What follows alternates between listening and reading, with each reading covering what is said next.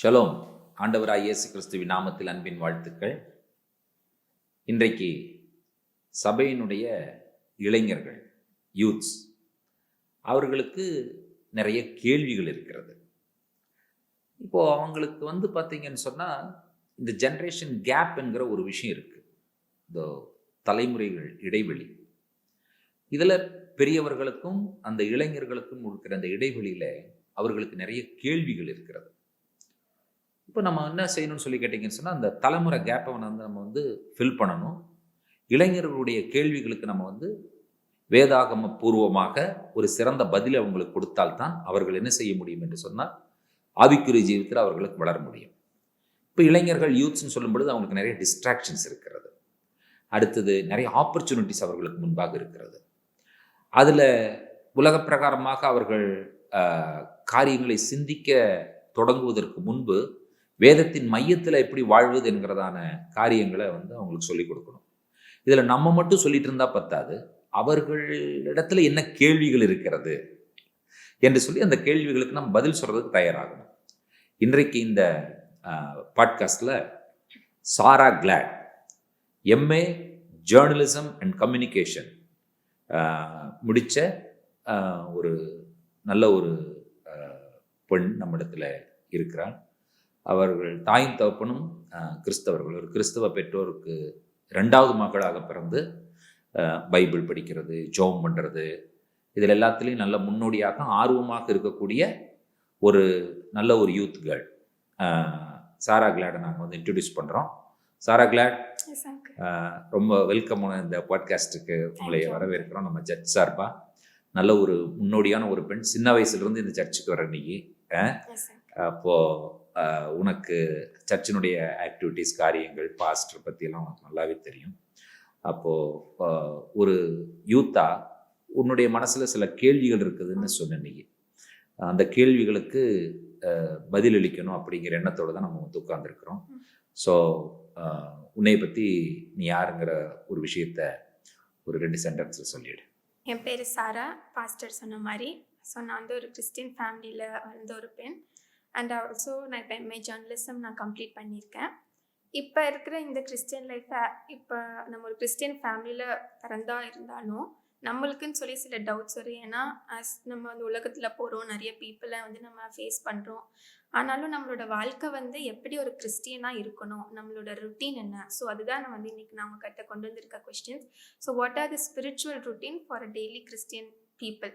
அவங்களோட ருட்டீன் எப்படி இருக்கணும் அப்படின்னு சொல்லிட்டு ஃபஸ்ட்டு உனக்கு என்ன புரியணும்னா, அதாவது உன்னுடைய கேள்வி என்னன்னு சொன்னால், daily day to day routine life எப்படி, எந்த வகையில் ஒரு கிறிஸ்டியனுக்கும் ஒரு நான் கிறிஸ்டியனுக்கும் வேறுபடணும் அப்படிங்கிற கேள்வி. இப்போ நார்மலாக ஒரு கிறிஸ்டியன் அப்படின்னு சொல்லும் பொழுது ரொட்டீன் லைஃப் அப்படின்னா அது எப்படி ஸ்டார்ட் ஆகுதுங்கிறது ரொம்ப முக்கியம். இப்போ நம்ம டெய்லி நம்ம நம்முடைய வாழ்க்கையை வேதத்திலிருந்து நம்ம ஆரம்பிக்கிறோம். அதுதான் நம்மளுடைய ஸ்டார்டிங் பாயிண்ட். அதற்கப்புறம் நம்ம டே டு டே ரொட்டீன் லைஃப்பில் நம்ம வெளியே போயிடறோம், ஸ்டெப் அவுட் பண்ணுறோம், ஸ்கூலுக்கு போகிறோம், காலேஜுக்கு போகிறோம், வேலைகளுக்கு போகிறோம். இப்போது இதில் அதில் மற்றவர்களை விட நம்மளுடைய லைஃப் எப்படி வேறுபட்டிருக்கணும் அப்படிங்கிற விஷயந்தான். ஆக்சுவலாக கிறிஸ்டியன் அப்படிங்கிறத விட நமக்கு இன்னொரு பேர் இருக்குது. நமக்கு பேர் என்னன்னு கேட்டிங்கன்னா ஹோலி பீப்புள்.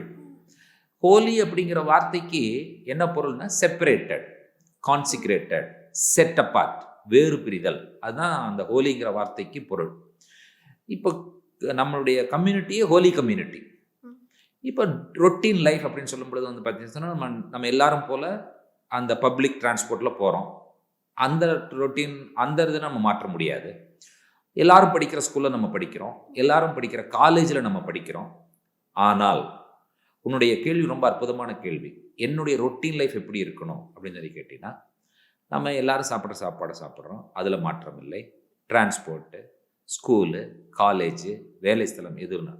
ஆனால் என்ன டிஃப்ரென்ஸுன்னு கேட்டால், நம்ம கோபப்படாமல், அடுத்தது பார்த்தீங்கன்னு சொன்னால் சோஷியல் மீடியாவில் நம்ம எதை பார்க்குறோம், என்ன பாட்டு கேட்குறோம், எதையெல்லாம் நம்ம அவாய்ட் பண்ணுறோம் அப்படிங்கிறதுல நம்ம வேறு பிரிந்து வாழணும். இது நான் ஆளு கூடயும் ஒட்ட மாட்டேன் அப்படிங்கிறது வேறு. நம்ம எல்லாரு கூடயும் இருக்கிறோம்.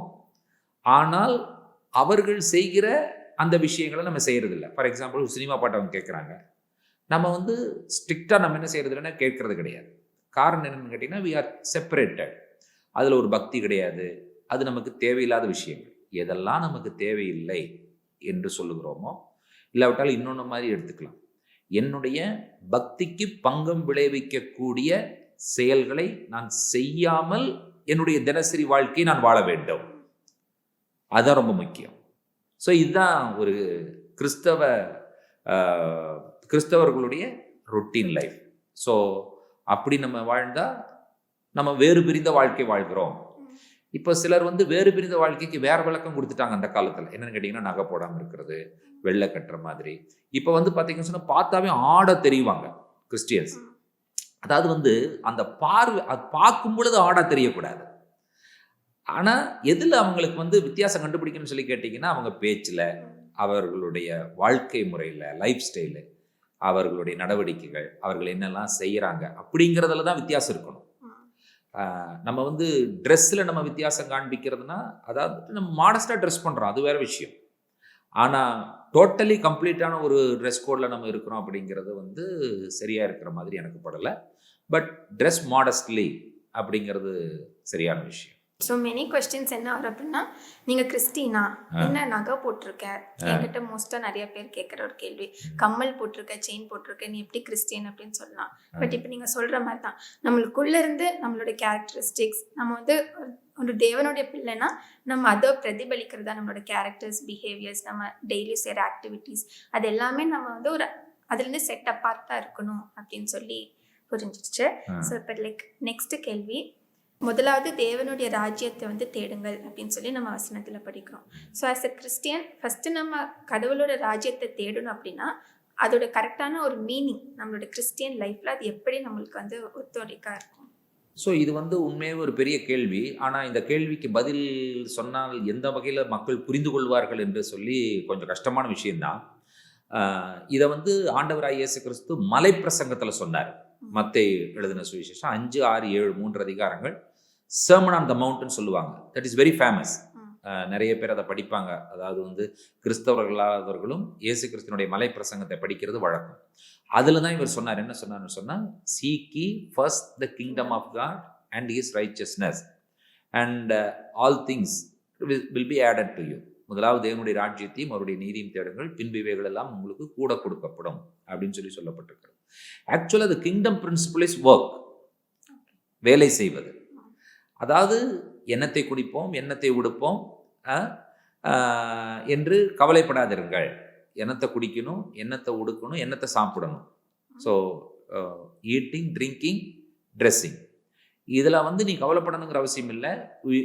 உனக்கு கிங்டம் பிரின்சிபல் தெரியணும். கிங்டம் பிரின்சிபல் என்னன்னு சொன்னால் ஐடலாக இருக்கக்கூடாது. சும்மாவே அப்படி இருக்கிறேன் இப்படி இருக்கிறேன்னு சொல்லாமல் யூ கோ ஃபார் ஒர்க். ஆனால் இதுக்கு வந்து வேற எக்ஸ்பிளனேஷன் கொடுப்பாங்க. என்னென்னு சொன்னீங்கன்னா, நீ ஒழுங்காக சர்ச்சுக்கு வரணும் அப்படிங்கிற மாதிரி சொல்லுவாங்க. ஸோ ஸ்பிரிச்சுவல் அப்படின்னு சொல்லி ஒரு விஷயமும் செக்குலர் அப்படிங்கிற விஷயமும் பிரிச்சுட்டாங்க. ஆக்சுவலாக ஹெப்ராய் கான்செப்டில் பார்க்கும் பொழுது அவோதானா ஒர்க், வர்ஷிப் ரெண்டுக்கும் ஒரே வேர்டு தான். ஸோ ஆகியனால அதை பிரிக்கவே முடியாது. அப்போ kingdom, seek ye the kingdom of God அப்படின்னு சொல்லும் பொழுது உன்னுடைய நடவடிக்கைகள், உன்னுடைய வேலைகள் எல்லாவற்றிலும் நீ தேவன் சொல்லுகிற பிரகாரம் சோம்பேறித்தனம் இல்லாமல் நீ இருக்கணும். So you have to work. அப்போ பைபிள் படிக்க வேண்டிய இடத்துல பைபிள் படிக்கணும், ஜெபம் பண்ண வேண்டிய இடத்துல ஜெபம் பண்ணணும், வேலைக்கு போய் பேங்க்கில் ஒர்க் பண்ணணும், பேங்க்கில் ஒர்க் பண்ணுற வேண்டிய இடத்துல கரெக்டாக ப்ராப்பராக ஒர்க் பண்ணணும். ஸோ இதுதான் kingdom. Seek ye first the kingdom of God and his righteousness. புரிஞ்சுதா? ஸோ அதனால் இதுக்கு நம்ம வேறு விளக்கம் கொடுத்துட்டு நீ வந்து if you are spiritual means attendance is not a spiritual. கரெக்டா? ஸோ அதை இன்னைக்கு மக்கள் தவறாக புரிஞ்சிருக்கிறாங்க. அதனால நம்முடைய வேலையில் நாம் சரியாக இருக்கும் பொழுது கர்த்தர் நம்மை ஆசீர்வதிப்பார். அதுதான் தேவனுடைய ராஜ்யத்தை தேடுங்கள் என்று சொல்லுவது. Okay uncle. So the next question is prayer without ceasing, இடைவிடாமல் ஜெபிக்கணும் அப்படின்ட்டு இருக்கு. ஆனால் இப்போ உள்ள இந்த பிஸி வேர்ல்டில் மக்கள் வந்து வேதம் வாசிக்கிறதுலையோ ஜெபிக்கிறதுலையோ நம்ம குறைவாக தான் இருக்கும். பட் ஆனாலும் இப்போ நிறைய பேர் எப்படி இருக்காங்க அப்படின்னா, வசனம் படிக்க முடியலன்னு சொல்லிட்டு நீங்கள் சொன்ன மாதிரி கேலண்டர்ஸில் இருக்க இந்த ஒவ்வொரு டேட்டுக்குரிய வசனத்தை மட்டும் வாசிட்டு அதுதான் எனக்கு டெய்லிக்குரிய வசனமாக இருக்குது. அப்படி இருக்கக்கூடாது இல்லையா? ஸோ டெய்லியும் நம்ம இந்த ருட்டீன் லைஃப்பில் டெய்லி பிஸியான இந்த வாழ்க்கையில் வேதம் வாசிக்கிறதும் ஜெபிக்கிறதும் அது நம்ம எப்படி ஒரு ஸ்கெட்யூலாக நம்ம வந்து வைக்கணும், அது எப்படி கடவுளுக்கு வந்து அது ஒரு ப்ளீஸிங்காக இருக்கணும் அப்படின்னா. ஓகே, ஃபர்ஸ்ட் வந்து இந்த ப்ரே வித்தவுட் சீசிங் பேசிடுவோம், அப்புறம் பைபிள் படிக்கிறத பற்றி சொல்கிறேன் நான். ஓகே. இப்போ வந்து இடைவிடாமல் ஜெபம் பண்ணுங்கள் பவுல் சொல்லிட்டாரு, தெசலோனிக்கருக்கு சொல்லியிருக்கிறார். இது எப்படி சாத்தியம்? இடைவிடாமல் ஜெபம் பண்ணுறதுனா எப்படி சாத்தியம்? அது ஒரு கேள்வி எல்லாருக்கும் இருக்கும். அதை வந்து இன்றைக்கு வரைக்கும் மக்களுக்கு வந்து அதுக்கு யாரும் ஆன்சர் சொன்னாங்களா அப்படிங்கிறது தெரியறதில்ல. ஸோ ஃபர்ஸ்ட் நம்ம என்ன புரிஞ்சுக்கணும்னு சொன்னால், பால் வாஸ் ஹிப்ரைக், ஜூயிஷ். அந்த ஜூயிஷ் பீப்புளுக்கு ஒரு பழக்கம் இருக்குது. என்னன்னு கேட்டால், காலையில் எழுந்ததிலிருந்து இரவு படுக்க போகும் வரை ஒவ்வொன்றுக்கும் ஒரு ஆசீர்வாதம் வச்சுருப்பாங்க. அவங்க இப்போ காலையில் எந்திரிச்சோடனே ஒரு ஆசீர்வாதத்தை சொல்லுவாங்க, பரு கட்டாடனாய் எலோகினும் மேல காவோலம் அப்படின்னு சொல்லி ஃபர்ஸ்ட் ஸ்டேட்மெண்ட். என்ன ஆசீர்வாதம்னாலும் பரு கட்டா அடனாய் எலோகினும் மேல காவோலம் அப்படின்னு சொல்லுவாங்க. சொல்லிட்டு சிலருக்கு விந்தையா இருக்கும் இதெல்லாம். எழுந்தோடனே அதுக்கு ஒரு பிளெஸிங் வச்சிருப்பாங்க. அதற்கப்புறம் ஈவன் அவங்க ரெஸ்ட் ரூம் போயிட்டு வந்தது கூட ஒரு பிளெஸிங் வச்சிருப்பாங்க. அப்புறம் சாப்பாட்டுக்கு முன்னால் உட்கார்ந்தாங்கன்னா அதுக்கு ஒரு பிளெஸிங். பருக்கட்டா அடனாய் எலோகினு மெலக் ஹாவோலம் ஹாமோட்ஸி லெஹம் மின் ஹா அரட்ஸ். லெஹம்னா பிரெட், மின்னா ஃப்ரம், ஹா அரட்ஸ்னா த எர்த். அதாவது பூமியிலிருந்து ஆகாரத்தை விளைய பண்ணுகிற சர்வலோக ராஜாவே உம்முடைய நாமத்திற்கு ஸ்தோத்திரம் சொல்லிட்டு இது பண்ணுவாங்க. வாட்டருக்கு ஒரு பிளெஸிங் இருக்கு, வைனுக்கு ஒரு பிளெஸிங் இருக்கு. அப்புறம் வீட்டுக்குள்ள நுழையும் பொழுது அவங்களுடைய நிலைக்கால் சட்டத்தில் மெசூசா வச்சிருப்பாங்க. அந்த மெசூசாவை தொட்டு அதுக்கு ஒரு பிளெஸிங் பண்ணுவாங்க. ஸோ இது வந்து பார்த்தீங்கன்னு சொன்னால் அவங்களுக்கு வந்து இதெல்லாம் பிளெஸிங் கண்டினியூஸாக அவங்க வந்து நைட்டு படுக்கிற வரைக்கும் சொல்லுவாங்க. படுக்கும் பொழுது படுக்கைக்கு போகிறதுக்கு முன்பாக ஷெமா இஸ்ராயேல் அடனாய் எலோகினு அடனாய் எஹாத். இப்போ ஷெமா பிரேயரே டியூட்ரானமி 6:4 ஷெமா பிரேயரே அது வந்து காலை ஒரு தடவை சாயந்தரம் ஒரு தடவை சொல்லுவாங்க. ஸோ அது வந்து பார்ட் ஆஃப் தேர் லைஃப். பிரெட்டுக்கு ஒரு பிளெஸிங், வைனுக்கு ஒரு பிளெஸிங், வாட்டருக்கு ஒரு பிளெஸிங், படுக்கிறதுக்கு ஒரு பிளெஸிங், எந்திரிக்கிறதுக்கு ஒரு பிளெஸிங் சொல்லும் பொழுது வந்து பார்த்தீங்கன்னு சொன்னால் தென் ப்ரே வித்தவுட் சீசிங் அப்படிங்கிற விஷயத்தில் இவங்க இன்க்ளூட் ஆயிடுறாங்க. ஸோ இன் தட் கேஸ் நம்ம என்ன நினைக்கக்கூடாதுன்னு சொன்னால், ஒவ்வொரு முறையும் அவங்க முழங்கால் போட்டு ஜெபம் பண்ணிட்டு இருப்பாங்க. கண்டினியூஸாக எப்படி ஜெபம் பண்ணுறது? ஸோ அவங்க லைஃப் என்ன ஆகுதுன்னு சொன்னால், அந்த கடவுளுக்குள்ள இருக்குது எல்லாமே கடவுள் நம்ம கொடுக்குறார். பரு கட்டா Adonai blessed be the name of the Lord Elohim, Elohim God. Melech Havolam, Melechna king, Havolamna the universe. புரிஞ்சுதா? ஸோ இந்த sentence is common for any blessing. அப்போ அவங்க வாழ்க்கையில் அந்த நாள் தொடங்கி முடிகிற வரைக்கும் அவங்க எதுக்குள்ளே இருக்காங்கன்னா அந்த ப்ரெசன்ஸ்குள்ளே இருக்கிறாங்க. That's what Paul means when he says pray without ceasing. Bible படிக்கிறதுக்கு வரேன் நான். பைபிள் படிக்கிறது ரெண்டு விஷயம் இருக்குது. வேதம் வாசிப்பது, வேதம் படிப்பது. Bible reading, Bible study. நம்ம நிறைய பேர் என்ன பண்ணுறாங்கன்னா பைபிள் ரீட் பண்ணுறாங்க, ஆனால் பைபிளை ஸ்டடி பண்ணுறது கிடையாது. நம்ம காலையில் ஒரு ஸ்லாட் வச்சுக்கணும் ரீடிங்க்கு, இன்னொரு ஸ்லாட் வைக்கணும் சாயந்தரமோ நைட்டோ பைபிள் ஸ்டடி பண்ணுறதுக்கு. அப்போது ரீடிங் வந்து அது பாட்டுக்கு போயிட்டுருக்கீங்க, ஆதி ஆகமத்தில் ஆரம்பித்து வெளிப்படுத்தின விஷயம் முடிப்பீங்க. ஆனால் ஸ்டடி பண்ணும் பொழுது ஆதி ஆகமத்தில் ஆரம்பிச்சிங்கன்னா வருஷம் முழுதும் ஆதி ஆகமத்திலே இருக்கலாம். புரிஞ்சுதா? ஸோ ஸ்டடி அப்படிங்கும் பொழுது தான் அதில் தான் நமக்கு தியானங்கள் கிடைக்கும். அப்போ ஒரு விசுவாசி வேதம் வாசிக்கணும், வேதம் படிக்கணும், அதுக்கு டைம் ஒதுக்கணும். சப்போஸ் அதாவது வந்துட்டு இன்னைக்கு வேதம் படிக்க டைம் இல்லை அப்படின்னு சொன்னால் வாசிக்கிறத வாசிச்சிடலாம். Reading is compulsory. அப்போது இன்னைக்கு படிக்கிறோம், இன்னைக்கு படிக்க முடியல, வாய்ப்பு படிக்க முடியாமல் போகிறதுக்கு வாய்ப்பு இருக்குது. அதை நம்ம வந்து இல்லை கண்டிப்பாக இன்னைக்கு பைபிள் படிச்சே ஆகணும் அப்படின்னா அது டைம் கன்சியூமிங் அது. ஸோ ஆனால் ரீடிங்க்கு வந்து நம்ம வந்து சாய்ஸ் கொடுக்கவே கூடாது, வாய்ப்பே இல்லை அப்படிங்கிற மாதிரி சொல்லக்கூடாது, எவ்ரிடே பண்ணிடணும். இப்போ நான் வந்து ஸ்டெஃபியை வந்து டெய்லி படிக்கணும், ஒரு வசனமாவது எழுதணும் அப்படின்னு சொல்லியிருக்கிறேன் நோட்டில். ஸோ அந்த மாதிரி ஒரு பழக்கத்தை நம்மளாக வாலண்டரியாக ஏற்படுத்திக்கணும். ஒரு வசனமாவது நான் படித்த பகுதியிலேருந்து எனக்கு பிடிச்ச பகுதியிலேருந்து ஒரு வசனத்தை நான் நோட்டில் எழுதுறேன் அப்படின்னு அன்னைக்கு டேட்டில் ஒரு வசனம் அட்லீஸ்ட் அது அவங்கள வந்து மேலே கொண்டு வந்துடும்.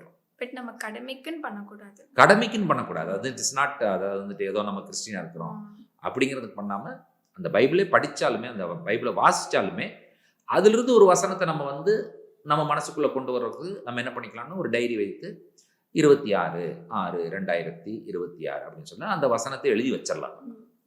அது நிச்சயமா ஆண்டவர் நம்ம அந்த வசனத்துக்குள்ளா நடத்துறதுக்கு வழி இருக்கும். அந்த வசனம் நமக்குள்ளாகவும் போகும். ஓகே. ஸோ நெக்ஸ்ட் வந்து லைக் இப்போ இருக்க எல்லா யங் பீப்புளுக்குமே ஸ்ட்ரெஸ் அப்படிங்கிறது ரொம்பவே அதிகமாக இருக்குது. பட் ஆனாலும் இந்த ஸ்ட்ரெஸ் இருந்துச்சு அப்படின்னாலும் இயேசு கிறிஸ்து வந்து மத்தேயுல சொல்லியிருக்காரு, வருத்தப்பட்டு இருக்கிறவங்க வந்து என்னிடத்தில் வாருங்க, நான் உங்களுக்கு இளைப்பாறுதல் தருவேன் அப்படின்ட்டு. பட் ஆனாலும் நிறைய மக்கள் வந்து லைக் அந்த ஒரு இப்போ வசனம் படிக்கிறனாலும் அது ஒரு இம்பார்ட்டன்ஸ் எடுக்காமல் அந்த ஸ்ட்ரெஸ்ஸை தான் அவங்க வச்சுக்கிறாங்களோ இல்லையா, நம்ம அதை மேற்கொள்ள மாட்டோம். பட் ஆனால் we have to overcome that. So அந்த மாதிரி இருக்கிற இப்போ யங்ஸ்டர்ஸ்க்கு வந்து ஒரு ஸ்ட்ரெஸ் மேனேஜ்மெண்ட் அப்படின்னா ஒரு பிப்ளிக்கல் வகையில் நம்ம எப்படி கொண்டுட்டு போகலாம்? ஸ்ட்ரெஸ் மேனேஜ்மெண்ட்டுக்கு மக்கள் வந்து பல விஷயம் சொல்லுவாங்க. ஸ்ட்ரெஸ் பஸ்டருக்கு பல விஷயம் சொல்லுவாங்க. ஆனால் எனக்கு தெரிஞ்சு ஸ்ட்ரெஸ் பஸ்டர் அப்படின்னு சொல்லும் பொழுது த மோர் பைபிள் ரீடிங் தான். அதை நீங்கள் படிக்க படிக்க ஆட்டோமேட்டிக்காக என்ன செய்யும்னு சொல்லி கேட்டிங்கன்னா, பரிசுத்தாவியான உள்ள கிரியை செஞ்சானா அவர் தான் ஸ்ட்ரெஸ்ஸை ரிலீஸ் பண்ணுவார். இப்போது நேச்சுரலாக என்ன பண்ணுவாங்கன்னு சொல்லி கேட்டிங்கன்னு சொன்னால், எங்கேயாவது ஒரு இடத்துக்கு ஒரு பிக்னிக் மாதிரி போயிட்டு வந்தால் ஒரு ஸ்ட்ரெஸ் ரிலீஸ் ஆகும். அதில் நான் ரிலீஸ் ஆகாதுன்னு சொல்ல வரல. ஆக்சுவலாக ஒரு சேஞ்ச் ஆஃப் லொக்கேஷன் அப்படிங்கிறாங்க. இந்த இடத்துலேருந்து ஒரு மாற்றமாக ஒரு இடத்துக்கு போயிட்டு வர்றோம், கொஞ்சம் வாக் போகிறோம், இல்லாட்டி யாரோடதெல்லாம் ஃபோன் பண்ணி பேசுகிறோம். That is also options. ஆனால் என்னுடைய தாழ்மையான ஆலோசனை என்னென்னா, ரீட் பைபிள். அந்த வசனங்கள் உள்ள நம்ம கவனித்து படிக்கும் பொழுது நிச்சயமாக ஸ்ட்ரெஸ் வந்து வசனத்தில் தேவனுடைய வார்த்தையில் கண்டிப்பாக குறைஞ்சிரும், இல்லாமல் போயிடும் அப்படிங்கிறது என்னுடைய கருத்து. ஆகினால இன்றைய இளைஞர்கள் ஸ்ட்ரெஸ் அப்படின்னு சொல்கிறதுக்கு இடம் இல்லாமல் இருக்கணும்னு சொன்னால் அவங்க வேதத்தை நல்லா வாசிக்கணும். நிறைய வசனங்கள் உள்ளே போக போக அது நமக்கு ஆறுதலை தரும், பலனை தரும். நிச்சயமாக ஸ்ட்ரெஸ் இருந்து நம்ம விடுதலை ஆயிடலாம். ஸோ நெக்ஸ்ட் வந்து யாக்கோபு 1:22 பார்த்தோம்னா, வசனத்தை கேட்கிறவர்களா மட்டும் இல்லாமல் அதை நம்ம தினசரி வாழ்க்கையில் நம்ம வந்து அப்ளை பண்ணணும் அப்படின்னு இருக்கு. ஸோ ஒரு கிறிஸ்டியன்ஸ் நம்ம இருக்கோம் அப்படின்னா டெய்லி அவங்க பண்ணுற ஒரு மிஸ்டேக்ஸ் என்னாங்க.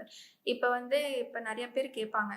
இப்போ என்னையே வச்சுட்டிங்கன்னா, இப்போ காலேஜில் வந்து நான் சொன்னேன் நான் சினிமா சாங்ஸ் கேட்க மாட்டேன், எனக்கு அது பிடிக்காது அப்படின்னு. இப்போ சம்டைம்ஸ் நான் ஒரு தாட்டி அதுவும் கேட்டுட்டேன், இல்லை ஏதோ ஒரு இது பார்த்துட்டு அப்படின்னாலும், நீ இப்படி பண்ணிட்டில்ல, அது எப்படி நீ கிறிஸ்டியனாக இருக்கலாம், அது எப்படின்னா நீ எப்பவுமே இப்படியே தான் இருக்கணும் அப்படின்னு சொல்கிறாங்க.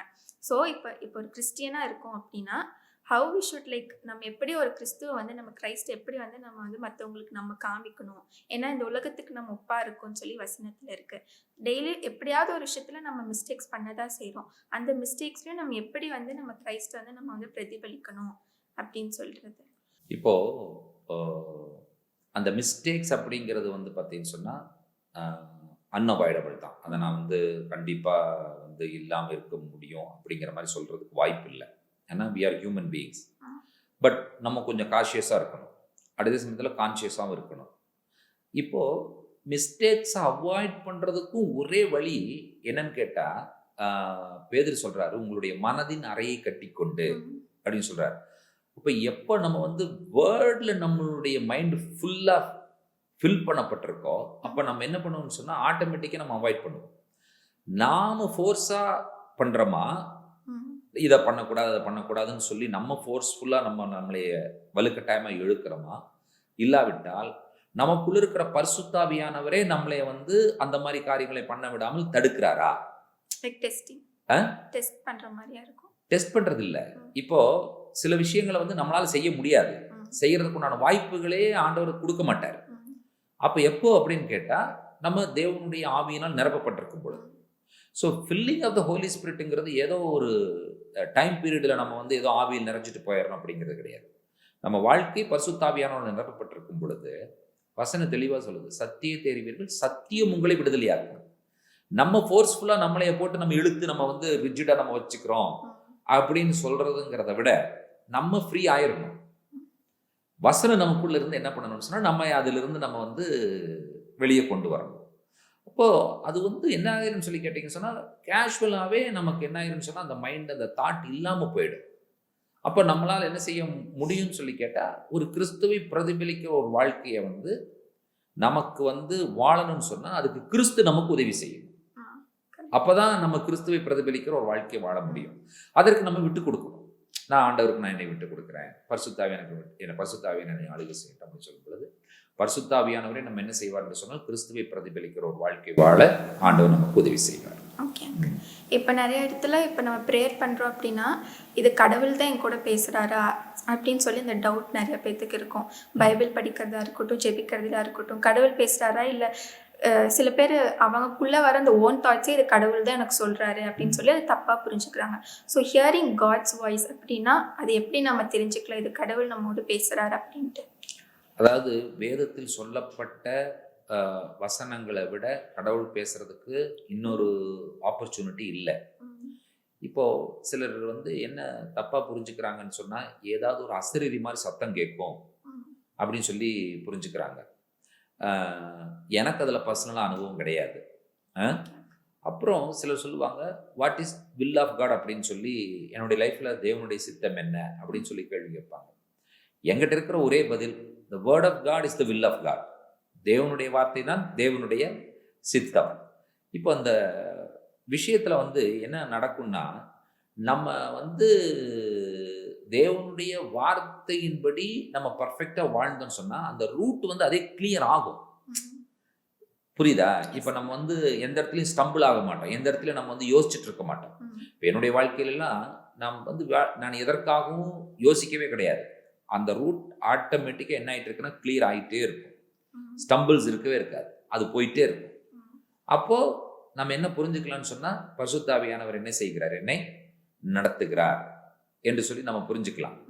இப்போ இதுக்கு நம்ம தனியாக உட்காந்துட்டு வந்துட்டு நான் இதை படிக்கணுமா அதை படிக்கணுமா அப்படிங்கிற விஷயத்தில் நான் ஜெபம் பண்ணும் பொழுது கர்த்தர் அந்த சத்தம் எனக்கு கேட்கும். நான் எம்ஏ படிக்கணுமா அல்லது எம்காம் படிக்கணுமா, இதில் எது தேவனுடைய சித்தம் அப்படின்னு சொல்லுகிற அந்த விஷயத்துக்கு வந்து சத்தம் கேட்கணும் அப்படிங்கிற மாதிரி உட்காந்து ஜெபம் பண்ணிட்டு இருக்கும்போது சத்தம் கேட்குமான்னு கேட்டால் எனக்கு அது தெரியாது ஆக்சுவலாக. ஏன்னா என்னுடைய எக்ஸ்பீரியன்ஸ் இல்லாத நான் சொல்ல முடியாது. ஆனால் எனக்கு என்ன ஒன்று நல்லா புரியுது, நல்லா நான் சொல்ல முடியும்னு சொல்லி கேட்டால், எம்ஏ படிக்கணுமா எம்காம் படிக்கணுமா அப்படிங்கிற அந்த விஷயத்தில் ஒரு எப்படி நான் அதை வந்து சூஸ் பண்ணுறது அப்படின்னு சொல்லி கேட்கும் பொழுது ஆண்டவர் கரெக்டாக நமக்குன்னு ஒரு ஆப்பர்ச்சுனிட்டியை கரெக்டாக வச்சுருப்பார். அது நமக்கு செட் ஆகிடும்.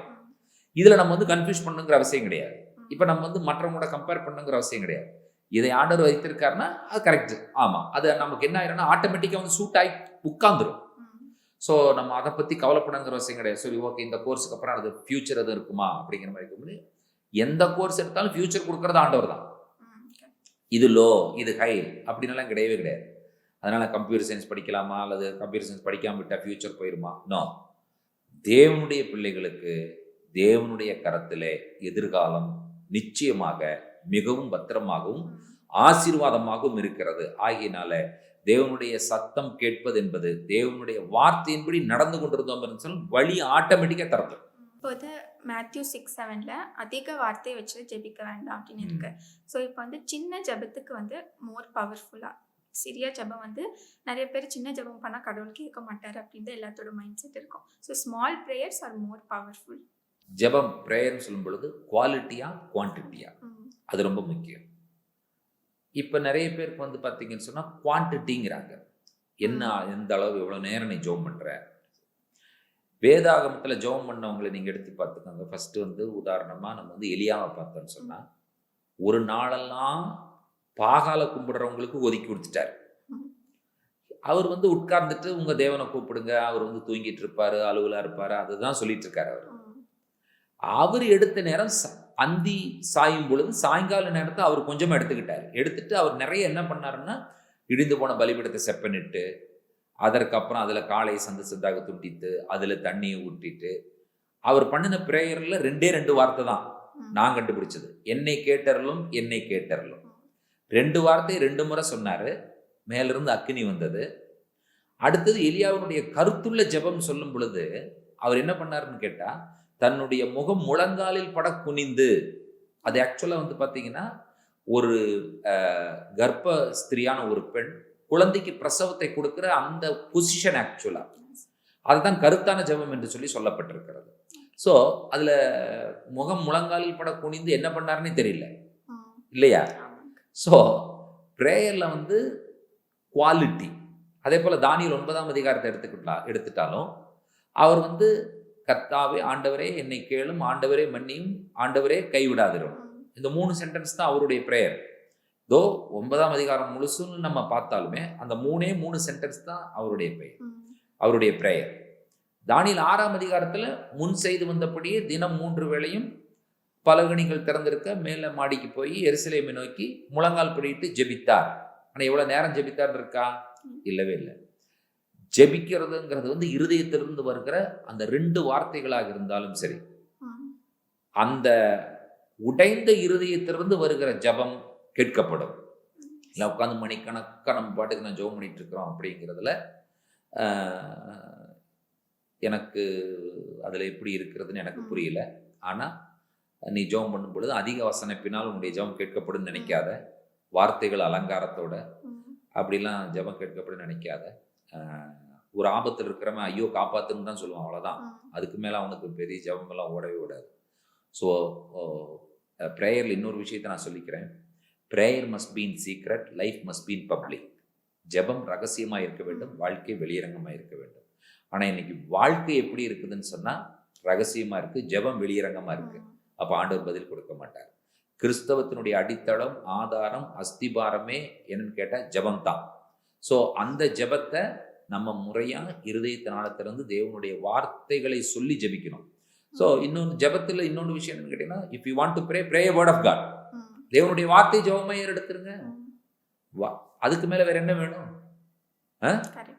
ஸோ கண்டிப்பாக ஜெபிக்கணும். Small prayers also heard by God. Definitely. இப்போ இருக்க இந்த டிஸ்ட்ராக்டடான வேர்ல்டில் கூட நிறைய மக்கள் என்ன சொல்கிறாங்கன்னா, எனக்கு டைம் இல்லை, என்னால் அதனால் பைபிள் படிக்க முடியல, ப்ரேயர் பண்ண முடியலன்னு அது ஒரு சாக்கு போக்காக சொல்கிறாங்க. பட் ஆனால் I think that is not ஒரு வேல்யூபிளான எக்ஸ்கியூஸாக இல்லை. ஸோ அந்த மாதிரி இருக்கிற அந்த சம் பீப்புளுக்கு லைக் உங்களோட ஃபைனல் வேர்ட் இந்த இதில் வந்து என்ன சொல்ல விரும்புகிறீங்க அங்கிள்? இல்லை, பிஸி அப்படின்னு சொல்கிறதுல எனக்கு பெரிய உடன்பாடு கிடையவே கிடையாது. நம்ம எப்படி ப்ரையாரிட்டைஸ் பண்ணுறோங்கிறது ரொம்ப முக்கியம். நம்ம ப்ரையாரிட்டைஸ் பண்ணலின்னு சொன்னால் நம்ம என்ன வேணாலும் சொல்லி சாக்கு போக்கு சொல்லிகிட்டே இருக்கலாம். ஆகினால நமக்கு சாப்பிட்றதுக்கு நேரம் இருக்குது, தூங்குறதுக்கு ஒரு நேரம் இருக்குது, பிரயாணம் பண்ணுறோம், படிக்கிறோம். அப்போது பிஸின்னா என்ன பிஸி? அது மக்கள் சொல்கிற சாக்கு போக்கு. ஆகினால அப்படி இருக்கிறதுக்கு வாய்ப்பில்லை. நிச்சயமாக இந்த வேர்ல்டு பிஸின்னு சொல்கிறாங்க. இந்த வேர்ல்டு வந்து ஆரம்பத்துலேருந்து இப்படி தான் இருந்துகிட்ருக்கு. மக்கள் என்ன பண்ணிக்கிறாங்கன்னு சொன்னால் அவங்க கொண்டு போய் தலையை விட்டுக்கிறாங்க. ஸோ அதனால் அதுக்கு வாய்ப்பு இல்லை. அதனால நிச்சயமாக நம்ம வந்து நேரம் கொடுக்கணும், ஜெபிக்கணும், நம்மளுடைய காரியங்களை நம்ம வந்து ப்ரையாரிட்டைஸ் பண்ணணும்னு சொன்னால் டிசிப்ளின் லைஃப் இருந்துச்சுன்னா நிச்சயமாக பண்ணலாம். ஃபஸ்ட்டு பங்க்சுவாலிட்டி இருக்கணும், அதுக்கப்புறம் டைமில் டிசிப்ளின் இருக்கணும், அப்புறம் டைமை நம்ம வந்து எப்படி ப்ரையாரிட்டைஸ் பண்ணுறோம், எதுக்கு முக்கியத்துவம் கொடுக்குறோம், first comes first, second comes second, எது முதல்ல வரணும், எது ரெண்டாவது வரணும் அப்படிங்கிறதுல நம்ம இது பண்ணணும். இந்த மாதிரி ஸ்கெடியூல்டாக டிசிப்ளினாக இருந்தோம்னா நிச்சயமாக வந்து சாத்தியம்தான். பெரிய பெரிய சயின்டிஸ்ட் சாதிச்சிருக்காங்க, அவங்க ஒரு நாள் பிஸின்னு சொன்னது கிடையாது. எவ்வளோ பெரிய ஸ்காலர்ஸ் இருக்கிறாங்க, அவங்க எவ்வளோ புக் எழுதியிருக்கிறாங்க. அப்போது அவங்க புக் எழுதினவங்கலாம் சாப்பிடாமையே இருந்து தான் புக் எழுதினாங்களா, தூங்காமையே இருந்து தான் அவ்வளோ புக்ஸ் எழுதியிருக்காங்களா, அவ்வளோ டிக்ஷனரிஸ் கிரியேட் பண்ணியிருக்காங்க, அவ்வளோ விஷயங்களை கண்டுபிடிச்சிருக்காங்க, எவ்வளோ சயின்டிஸ்ட் எத்தனை விஷயங்களை கண்டுபிடிச்சிருக்காங்க. அவங்களுக்கெல்லாம் 24 hours தான் நேரம் இருந்துச்சு, அவங்களுக்கு வந்து எக்ஸ்ட்ரா டைம் கிடையாது. ஆனால் நம்ம நேரத்தை சும்மா கழிச்சிட்டு கடைசியில் வந்துட்டு எனக்கு நேரம் இல்லை அப்படின்னு சொல்லும் பொழுது நம்ம வந்து கடவுளை குறை சொல்கிற மாதிரி ஆயிரும். அதனால எல்லாருக்கும் சரிசமம் ஈக்குவலாக கொடுத்துருக்காரு. நம்ம வந்து அதை வந்து ஒழுங்குபடுத்தி அதை வரிசைப்படுத்தி சரியான முறையில் செலவு செய்யும் பொழுது நிச்சயமாக அந்த நேரங்கள் அனைத்தும் ஆக்கப்பூர்வமான நேரங்களாக இருக்க வாய்ப்பு இருக்கிறது. So thank you uncle. இந்த ரெமினன்ட் வாய்ஸ் பாட்காஸ்ட்டில் என்னை வந்து இங்கே வந்து பார்ட்டிசிபேட் பண்ண வச்சதுக்கும் அண்ட் ஆல்சோ என்னோடய கொஸ்டின்ஸ்க்கு எல்லாத்துக்கும் நீங்கள் அக்யூரேட்டாக பதில் சொன்னீங்க. ஸோ ஆல் த யூத் இது கேட்டு கண்டிப்பாக அவங்களுக்கு அது ஒரு வேல்யூபிளாக இருக்கும். So they will change their life. இன்னும் நிறைய பேர் தப்பான புரிதல் இருந்திருக்காங்க. ஸோ நம்ம எப்படி ஜெபிக்கணும், எப்படி வேதம் வாசிக்கணும், even small prayer also is important to God. ஆனால் நம்ம இந்த பிஸியான வேர்ல்டில் நம்ம கடவுளை வந்து என்றைக்கும் விட்டுறக்கூடாது. நம்ம டெய்லியும் நம்மளோட கிறிஸ்துவ வந்து நம்ம பிரதிபலிக்கணும். ஸோ இந்த மாதிரியான நிறைய இம்பார்ட்டண்டான பாயிண்ட்ஸ் வந்து நீங்கள் சொல்லியிருக்கீங்க. So I hope you all will get benefit from this uncle. Thank you so much uncle. கிறிஸ்துவுக்குள் அன்பானவர்களே, இந்த ரெமினன்ட் வாய்ஸ் பாட்காஸ்ட்டில் ஒரு யூத் கேர்ள் சாரா கிளாட் கேட்ட கேள்விகளை நீங்கள் கேட்டிருப்பீங்க. இதற்கு ஆண்டவருடைய உதவியோடு பரிசுத்த ஆவியானவருடைய துணையோடு சில காரியங்களை டிஸ்கஸ் பண்ணியிருக்கோம். இது நிச்சயமாக இளைஞர்கள் அனைவரும் கேட்கட்டும். ஒவ்வொரு இளைஞர்களும் தேவனுக்கென்று எரிந்து பிரகாசிக்கிற விளக்காக யோவான் ஸ்நானகனை போல இருக்க ஆண்டவர் உதவி செய்வாராக. சாராங்களோட இந்த பாட்காஸ்ட்டுக்கு வந்து கேட்டதற்காக உனக்கு நன்றி. கர்த்தர் Thank you. உன்னையும் உன்னுடைய ஃபியூச்சரையும் கர்த்தர் நிறைவாய் Thank ஆசீர்வதிப்பார். you. God bless you. Thank you.